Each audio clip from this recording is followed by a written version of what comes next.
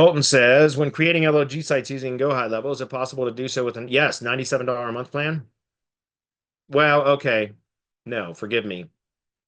Yeah, I mean, essentially you could, but I don't know how you would do it the way that I have it set up where we deploy them via form input because that is account specific. That's all done through custom values, which are account level short codes. Remember, um, there's custom fields and custom values. Custom fields are contact level short codes and contact level data.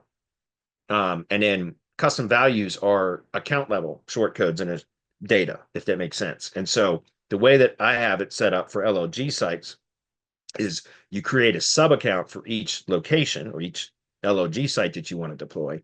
And then you because we have the 9 forms for that are submitted that build the site, and those are all custom value updater forms.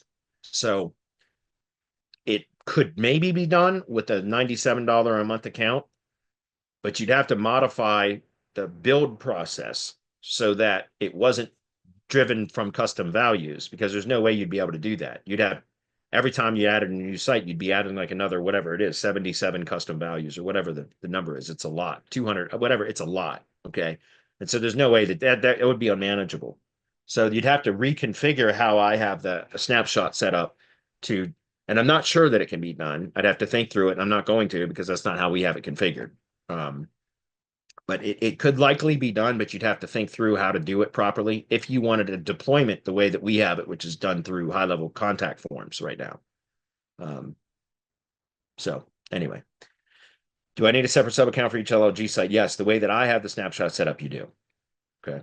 You can create as many sites as you want under one sub account, but the deployment process would, at least the way I have it set up, wouldn't work without. So you'd be manually building those sites as opposed to just having form inputs. Okay. And so, yeah, you can build as many sites as you want, but it would be inefficient, at least the way that I have it set up. Okay. All right.